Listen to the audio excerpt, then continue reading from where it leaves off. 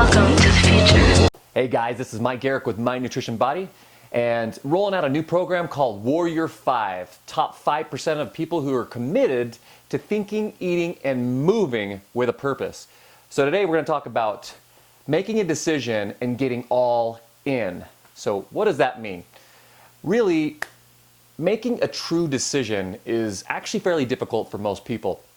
And the reason for that, I think, is that most people relate making a decision as loss. So if they decide on one thing, then they have to let go of something over here to actually decide and move over here. So I think most of the time people just don't make decisions out of just neglect. So it's really important to learn how to make strong decisions and get all in. So what is getting all in? Getting all in is just another level of commitment. It's a much higher level of commitment. So as my coach, Chris Doris, likes to say, is that goals are for those who don't have the courage to make decisions. So I'm going to say that again. It's kind of hardcore.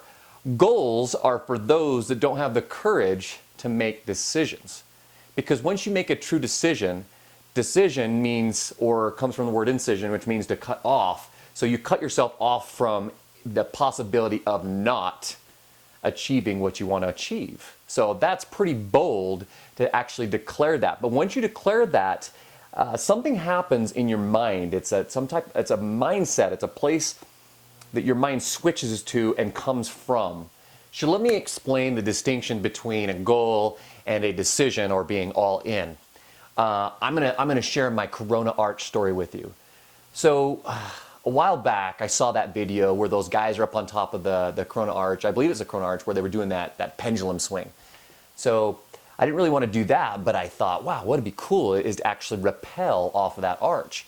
And at that point, it wasn't illegal, and I still think it's actually legal to do. So I immediately moved into action. And that's one of the biggest distinctions of making a decision is moving into action, massive action.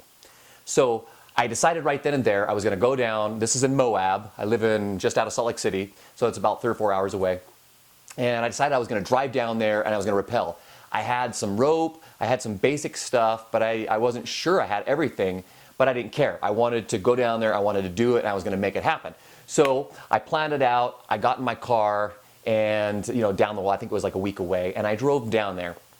Well, I showed up in the parking lot, and it's about I think it's about a 20-minute hike up to Corona Arch, and it's a really nice quick hike, and it was only a couple hours away from sunset, so I didn't have a lot of time. So I get down there, and there was only about 4 or 5 cars in the parking lot, and I'm getting my stuff ready to go up there, and I had no idea really what I was doing. I mean, I've rappelled before. I've got some pretty decent experience with ropes. But still, I didn't have all of the tools that I needed. And I overheard a couple talking about what you actually need. And they were talking about how many feet of rope you need and what you needed. And I realized real quick that I didn't have what I needed. So at that point, I actually turned to them and I started talking to them. And they actually invited me to go and actually go up with them. And then I could use their equipment. So what I'm trying to explain is that you don't need to know all of the steps, because as you go, it starts to unfold in front of you. This is the beauty of it. So I hike up with these guys, and we get to the arch, and if you've seen this arch, it's absolutely gorgeous. It's this giant arch. It's I believe it's 114 feet tall. It's big enough where somebody actually flew an airplane, a small Cessna, I believe, right through it. So that shows you how big this thing is. Well, you come down and you go through it and you get out to the other side, and the other side supposedly has a place that you can walk up the back side. And if you look online, people say that it's easy, you just walk up the back side, and I'm thinking there's actually going to be some stairs or something on the back side. So I'm following these people that I don't even know, and we're walking around, and we come around the corner to where we're supposed to walk up.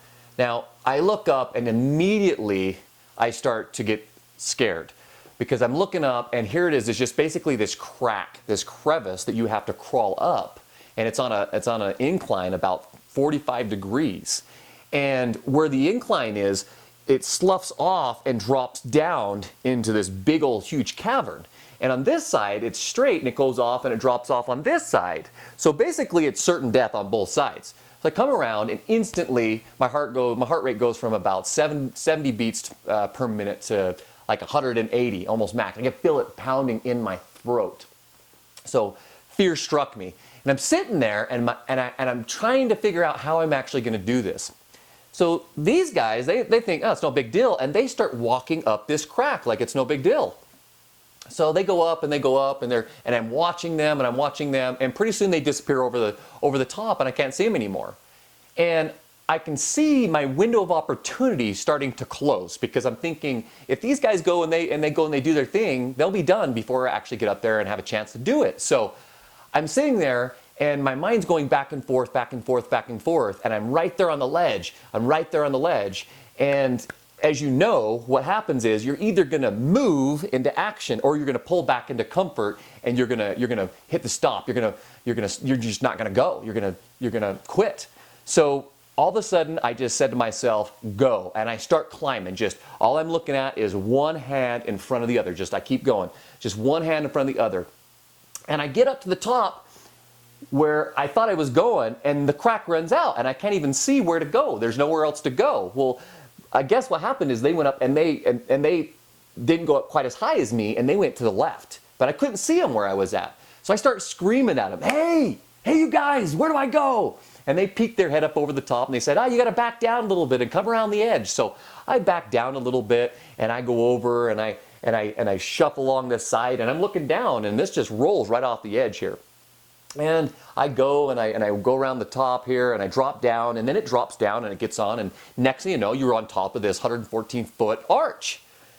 And I get down there, and they give me this weird look, and I said, what? And they said, are those normal shoes? And I said, yeah. And they start laughing, and they said, well, we're wearing rock climbing shoes. And so I scaled this thing in just everyday average shoes, and these guys are using rock climbing shoes, and I didn't know any better.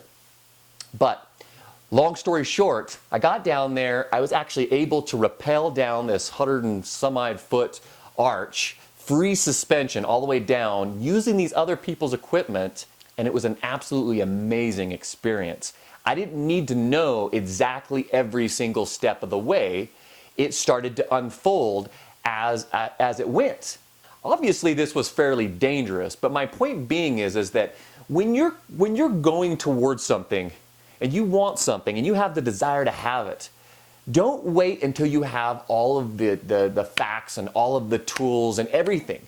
What you need to make a decision that it's going to happen, have a simple plan, and then take massive action. And be willing to adjust as you go. And when opportunity presents itself, you got to take it. Okay, so take a look at this diagram here. Now, if you look at this diagram, you're going to notice that there are layers, there's lines. And on those lines to the left, you're going to notice that I have some words, and the words say current level of thinking, new level of thinking, new level of thinking. And as you work up these levels, these lines, it says new level of thinking. Now, if you look at that star on the bottom, it says current results. Let this represent your current level results. Then if you look up in the right-hand corner of this diagram, you'll notice a star, and it says new goal. Let this represent what you're after, your desired results. Now notice that in between both of these, there's an arrow, and inside that arrow it says decision. This is really important, because where you're at right now, the reason you're at where you're at right now is because of your current level of thinking. So if you want to get to that next level, you have to change your level of thinking. That's where it all starts, because your new goal, if you've never gotten there before, even if you have and you're not there anymore, it's on a different level of thinking, because thinking leads to feelings, feelings lead to actions, actions give you very specific results. So it always starts at that thinking level. So it's really important to understand this. So it's the decision that actually ties these together, though, because you can sit there and you can think about that new goal all you want, but if you don't truly make a decision, and then the key is take massive action towards it, it'll never become a reality.